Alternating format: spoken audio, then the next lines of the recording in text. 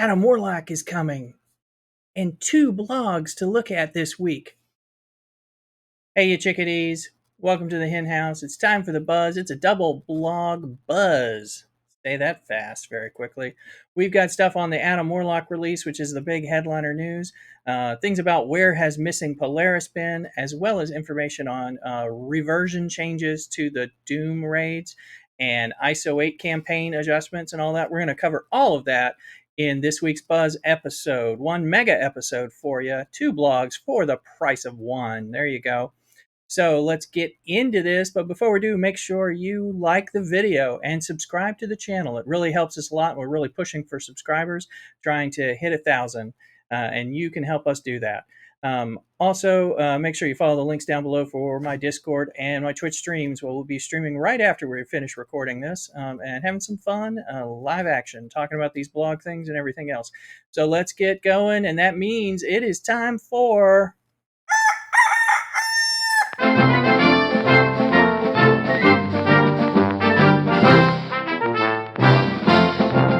the Marvel Strike Force Weekly Buzz.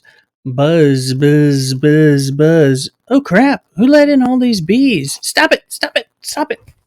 Stop, stop, stop. All right, chickadees. So we're going to look at these 2 blog posts. The first blog post that came out yesterday, I didn't think it was really worthy enough of its own blog, so I'm incorporating it in. I'm going to be doing a little bit of kind of a quicker skim on that one, and we'll dig in like normal to the regular one. So let's see. They were talking about on this one from yesterday. They were the recent significant changes to the Doom raids, incorporating the T1 ISO 8 requirements and granting rewards of T2 ISO 8. While these changes are important to how players will progress in the future, we understand it was a bigger leap than anticipated. Yeah, you can say that again. People are pissed. To help provide a smoother transition into the updated Doom raid, there are several actions being taken. They mentioned last Friday, right before the blog came out, that they were going to be telling us more about it this week, that they had changes in mind, and these are the changes, the separate blog post here. So it is Return of the Doom Raid, First Strike. The First Strike was the name of the Doom raid that everyone's been doing until the recent changes, okay? So, and then they made the changes in the requirements with the ISOs and gear and such. So one of the big pieces of feedback is that certain levels of alliances were no longer able to complete Doom Raid by at least 30% with the updates, thus cutting off access to certain rewards, including the highly prized character shards for Silver Surfer. To adjust, we'll be returning Doom Raid First Strike back into the game for the duration of Silver Surfer shards and the milestone rewards, as an option for alliances that were able to do this raid previously, but unable to make the leap into the updated Doom Raid. Here are some of the details. All right, so again, people who formerly could do the Doom Raid couldn't after they made the changes, and right now, while Silver Surfer is still in for several weeks, where we're getting those from our raid milestones, that is affecting people's ability to get and level up Silver Surfer. So people are upset. People have been. There's been a lot of feedback, and they're placing it back. Looks like it's temporary, just for the weeks that remain with Silver Surfer. I forget how many there are. There were a lot scheduled for that originally. So now what they note, Doom First Strike will be identical to how it was previously. All right. Well, that sounds okay, right? With no updates to difficulty or rewards. Okay, it'll be just as hard as it was. All right. Also, you're going to get the same rewards that you got, which means that the new rewards are not going to be available in this version. So that's a big thing I wanted to point out. The card to access the raid will be embedded within the Doom Raid group. All right, it will have the same costs and rules as other raids and will use raid energy and ultimate keys. Okay. There isn't a date set for the return of First Strike yet, but we are working with urgency to make it available as soon as possible. We'll keep you updated on this. So it's not there yet. Look for it. Now, this is a little more helpful. Increased availability of T1 ISO 8s. Mentioned in a previous post, we'll be increasing the availability of T1 ISO 8 to help players enter the updated version of Doom Raid with T2 ISO 8 rewards. Additionally, there will be updates to the ISO 8 campaign rewards, including all T1 ISO 8 crystal drops will be increased from 1 to 2. That'll be nice. That'll double that. Those things take forever to get up. Missions which cost 24 ISO 8 campaign energy will drop 2,000 T1 ions, so that's a doubling from 1,000, and 240 T1 basic ISO 8 orb fragments. Missions that cost 12 ISO8 campaign energy will drop 1,000 T1 ions instead of the previous 425, and 40 T1 basic ISO8 orb fragments. Missions which cost 12 ISO8 campaign energy will be able to be cleared 20 times before the player has to spend HC to refresh them. So before you had to refresh them after 10. So now you can do it 20. So that's going to help us farm a lot more. We're going to get more out of the 12 cost nodes, which there's more 12 cost nodes, but they don't give as many ions. And then the 24s will give even more ions to help. A lot of times people have been focusing, there's been a lot of recommendations that we focus on the 24 nodes so that we can get the ions, because I know I'm ion poor at this point, and I haven't even gone whole hog yet. So the intent of these changes is to allow players to more effectively target specific crystals via missions that cost 12 ISO8 campaign energy. So you can get the specific crystals you're looking for when you're behind using the 12s, or to make untargeted but guaranteed progress by harvesting orb fragments from missions that cost the 24 ISO8 campaign energy. Yeah, you'll be able, again, get a lot of ions and get some stuff generically, or target farm based on what you're working on, like for getting into the Doom normal ISO 8 raids. These changes will go live with the version 5.5 release, so that's every 6 weeks we have a release roughly. So it'll be a little while on that one, but that's so that you know. Okay, details of difficulty changes. So this is part where we want to skim a bit. All right. Again, as mentioned in a previous post, the updated version of Doom Raid has had the general difficulty reduced. Subsequently, there have been questions about the specifics of those changes, so we'd like to share those with you to more appropriately prepare players for the challenge. They said they made it easier. All right. Global changes. Negative 20% to damage and health multipliers across all missions and characters not explicitly called out below. All right, so lowering the damage and health, that will make them weaker. It'll be easier. Important, these stat changes are additive, so a 200% damage multiplier would become 180%, not 160%. They don't want to be accused of being wrong on their math, so they're giving us a preemptive warning. So then they go in and start breaking it down by mission, and I see I've got a notification I need to turn off, so I will. Let me just do that real quick so we don't get too many annoying blips. There we go. All right. So it includes the missions tag team back again. Look, this is one where essentially Captain Marvel is getting less damage. Both versions that pop in the different waves there. Bugs are us. All right, enemies in the mission have less damage. Certain people, Hela, Taskmaster, Electro, and Falcon, they're going to have their abilities lower leveled, so they're gonna just be less powerful. So easier to beat is the idea. And as we go down the Greener Day one, it's talking about again health changes, reductions. Speedy recovery is damage, so they'll do less damage. Small wings, big stings will less damage. Certain people have less damage, like Ghost. Again, less damage. 1-2 punch. I think you get the point here. The blog itself will point out, things we have specifics about each character and all that, but basically they're all being nerfed a bit, and they're just trying to show how they're being nerfed. So they should be easier. They either have less health, or they do less damage, or some combination of both, or they are using they're not using a level, a tier 7, an end ability. They're using a little bit easier ability on you. So you can check that out in the blog, but I don't want to go ahead and read through all that. We have more important stuff coming in the regular blog that I'm more excited about. So this stuff is good. It'll be good to get some more ISO 8 energy, be able to get ions better. People who are locked out of Doom campaign will have the ability to do the former Doom campaign, but won't get the ISO 8 blue rewards. That'll be in the normal one, but that'll give people a chance to move, keep doing something to move forward that way. So that's all right. Now, moving into the one that came out today, Thriving in the Shadows. Nice picture of Adam Warlock and Iceman up there at top and the headlines. Greetings, Commanders. Synchronize your watches, gather up your gadgets, and put the finishing touches on your spy-related tasks, because we've got an event on the way that'll make a double agent out of all of us. And after getting the lowdown on your upcoming mission, don't worry, this blog won't self-destruct. We think we've got an X Factor character on the move, a legendary event emerging from its cocoon, Pride Month Blitzes, and bonus events to top off your shard tank. Now make sure you're alone because this next section is top secret and for your eyes only. It sounds like they really pulled stuff from like Mission Impossible and things from the 60s. So I wonder how much of their population actually gets these references. But anyway, I do, but I'm old. Okay. Web of Spies.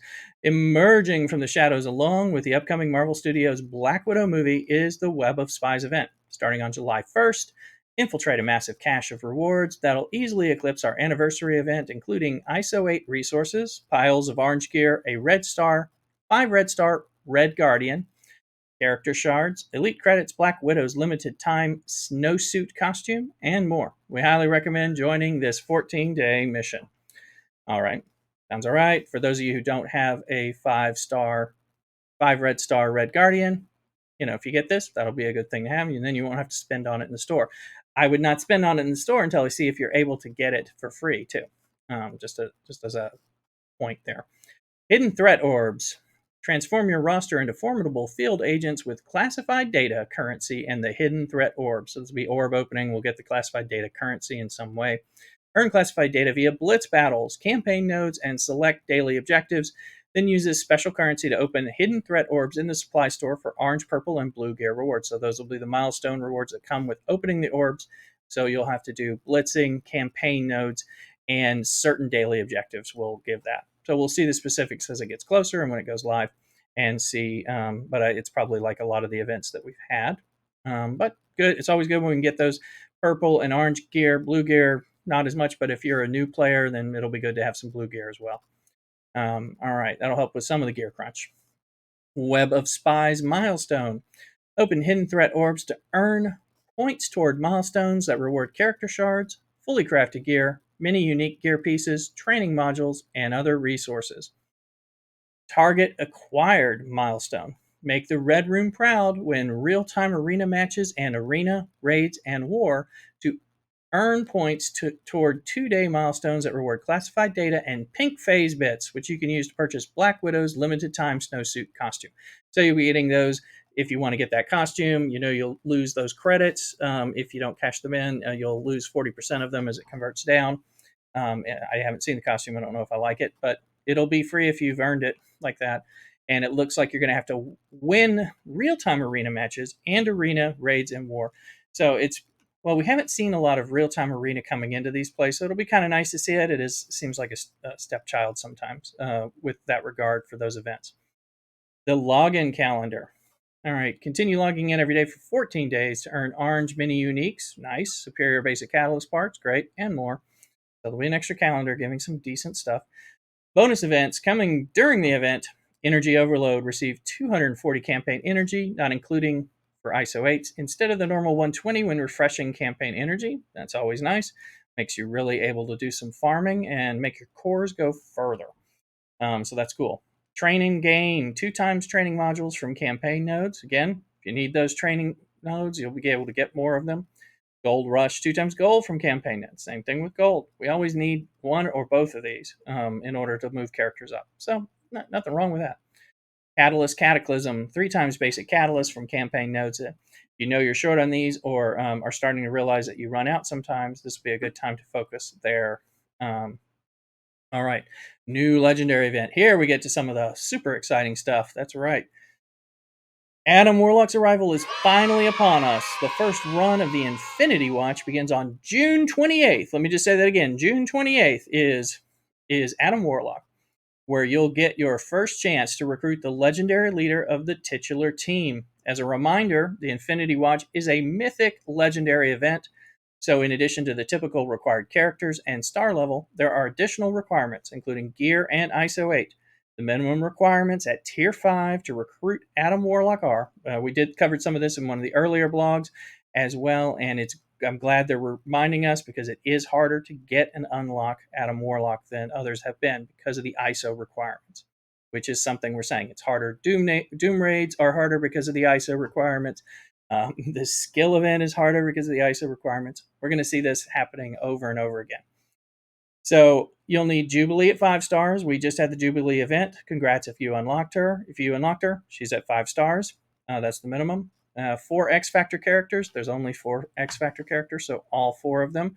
That is Shatterstar, Longshot, Polaris, and Multiple Man. They'll all need to be at 5 stars. If you don't have them there, you're not eligible. All the characters need to be level 65, so you're going to have to spend some gold and some training materials to make sure they're there if you don't have them already. And they need to all be at Gear Tier 12. Gear Tier 12 is the first part where things start to slow down for me as I'm building up. When I was building this team up to Gear Tier 12, because for good teams, I'll get them up to 12 and then start figuring out where they need to go beyond that. But that's where the purple gear crunch comes in as you're moving past 10 to 10, 11, and 12, and it becomes a little harder to get there. So that can be something you need to work on with time because you may have to farm it over multiple days. Tier 1 ISO 8, the green ISO 8, class level 3. Again, 3 is not that big of a deal. And for any character that's worth their salt, they should probably have a 3 on them. But as we're starting to have to do this on more and more places, your ions, which is the money for the cost of the ISO 8s, depletes quickly, and then the crystals deplete quickly. So notice in the other blog, they're going to be giving us twice as many crystal drops. They're going to give us more ions and more, more crystals and things like that because we're running out of those things too fast, and it takes a long time to build people up, particularly when you try to build them up past 3 to 4 to 5, and God help you when you're trying to go into ISO blue. All right. So also, let's see. Now, tier 6 is the same thing. To get the 6-star Adam Warlock, you're going to have them at 6 stars. Gear tier 13, so another step up, and ISO 8 class level 4. Again, 4 is harder than 3. I mean, that makes some sense. 5 is, believe it or not, harder than 4. But that's where, I get only good characters that I use to 4. And then 5s, I still only have a small number. And some of them are the X Factor team because I've been working on this since we found out what was going on. So it takes a while.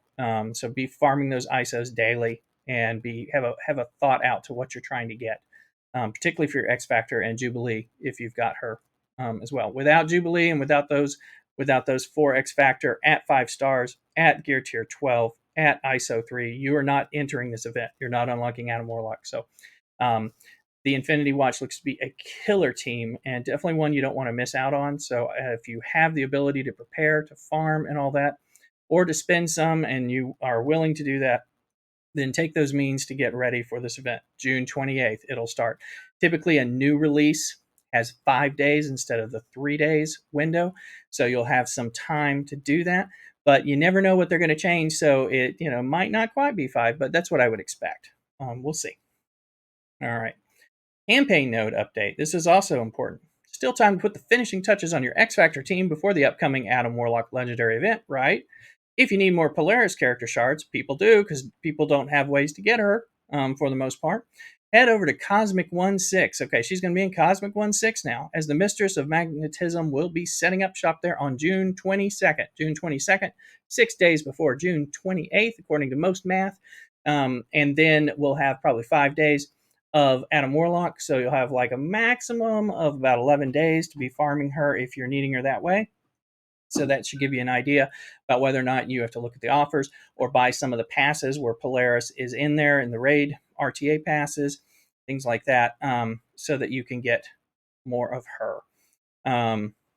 Consider those. She's a lot more important now than she was already good on a good X Factor team, but now that she's required for the Adam Warlock and the Infinity Watch full team, she's raised in value. So the ISO 8 calendar. Heading your way soon is a special ISO 8 calendar that can help you start ramping up your characters to Tier 2 ISO 8 Blue. Starting June 21st, log in every day for 7 days to earn basic T1 ISO 8 orb fragments, premium T1 ISO 8 orb fragments, and T1 ion orb fragments. We'll get the money and the better orb drops, crystal drops, that kind of thing. If you log in all 7 days, you'll earn a total of 40 basic ISO 8 orbs, 10 premium ISO 8 orbs, and 10 ion orbs. Those ion orbs will give you the money, and especially if you get lucky with the RNG. Don't miss the chance to earn more green, or you'll be seeing red because you don't get blue. To throw that in there. All right. Upcoming blitzes. Pride Month celebration rolls on this week with blitzes for a mutant member of the LGBTQ plus community with ice in his veins. Wonder who that is. And an ally who patrols Hell's Kitchen. Up first on June 21st is the Man Without Fear Blitz, where you don't need heightened senses to fight your way to piles of Daredevil character shards. Okay, so Daredevil news for the early beginner and mid-game players. Daredevil is good on the Shadowlands. He's a member of the Defenders, so there's some use for him there if you don't have your Shadowlands built up. And everyone who's been playing a long time has plenty of Daredevil, so they're not going to be pushing on this one. This is a time for you to push on your blitz and get more shards than you usually do because you have less people to compete with. So target that. Then on June 24th, a Cold Front moves into Marvel Strike Force in the form of the Cold as Ice Blitz. Freeze enemies in their tracks and earn Iceman character shards during this cool blitz. So that's Iceman, important member of the X-Men, the Astonishing X-Men, the best raid team that's out there right now. And if you just unlocked Jubilee, you want to make sure you're bringing everybody up and keep working on them. So that'll be important. So this is one that we're going to see people blitzing. Everyone's going to be blitzing for try to get those shards to avoid paying for him and to get him free. So you're going to have to be rather competitive to stay in that one. You may have to do the 2-hour timers in order to squeeze in as many blitzes as you can and to get as many shards as possible. So, but he's fine. It's a fine team to work on and to put some effort in. Bonus events. Prep for a fantastic legendary event as well as silver and gold promotion credits with these upcoming bonus events. For each event, filter your roster by the featured trait to see all the eligible characters and their nodes. All right, so we got the Double Trouble bonus event landing on June 19th. That's tomorrow, which gives you the opportunity to smash and grab your way to 2 times Sinister 6 character shard rewards in campaign nodes. Again, for the new, beginner, and early game players, Sinister 6 is a great villain team to start with because they're going to unlock Invisible Woman and Shuri. They're the only team that unlocks two legendaries. Those are useful, so they're a useful villains team in your early time with the villains campaign. They are eligible to help you through the parts when you get near the end in the villains chapter 7 beginning, where you can use them and Hydra and AIM in order to get through that. So they're good there.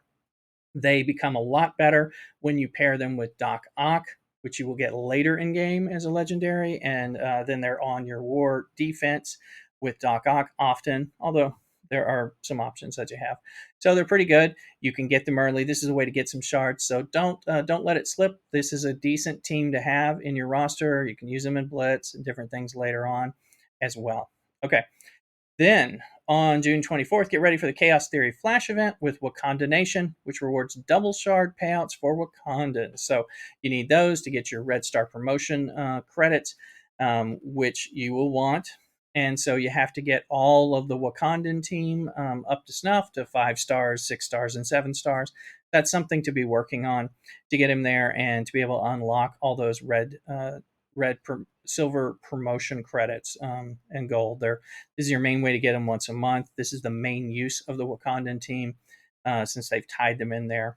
So just like you need your Skilletary team, that was kind of an underwhelming team, your Wakandan team, which is a precursor underwhelming team, is tied to a monthly event that gives you stuff that you do need. So you do need to be working on them, but there's some characters that you're going to bring up to the minimum in order to get them through the event. And then other characters like Shuri, who's a great legendary that you can use in a lot of places that you'll be using a lot of places. And then like Killmonger, who helps in multiple events, things like that. So, all right. Then they just go into until next time. Good luck, Commanders. So, got a lot of stuff happening. We finally have Adam Warlock's release time available. We finally know where Polaris is coming in, how we're going to farm her. Honestly, the speculation was pretty high that it was going to be pretty nasty the way they might stick her somewhere just to take advantage of us. That's not. They're going to put her in Cosmic 1/6, so that's actually one of the easiest ways for us to get her, unless they just give her to us. But they weren't going to do that. So that's pretty good. I'm wondering what you think. What do you think of the blogs information? Are you delighted? Are you meh? Are you pissed off? Let me know in the comments below what you're thinking about and what other information you would like to know and different content you might like me to be creating for you on Marvel Strike Force. If you're checking out the podcast as well, thank you. Remember to support me on the podcast as well as on YouTube. And if you need to see any of the videos from the podcast, make sure you pop over to YouTube and check them out where they're loaded first and quickly go into the podcast after that. So thanks a lot. Check that stuff out. Also, like I said, like and subscribe on the videos. Subscribe to the podcast so you can get these things when they hit and go live. Try to be very timely with these since the news is timely and affects your timelines for planning. So do that, and also check down below in the descriptions. You'll also find my link for the Twitch stream where I'm streaming daily on weekdays Pacific time after work hours, as well as throughout the day and afternoons on the weekends. I may be streaming right now. So come check us out live, talk about the things you've seen on YouTube or in the podcast. And if you are coming over from the podcast or from YouTube, please let me know so I can give you a special warm welcome. Also, my Discord servers down below for connecting in, talking, and hanging out with good-natured gamers who want to help. So consider doing that and join that community in the hen house. Again, thank you for being here. And until next time, Commanders, cock-a-doodle-doo.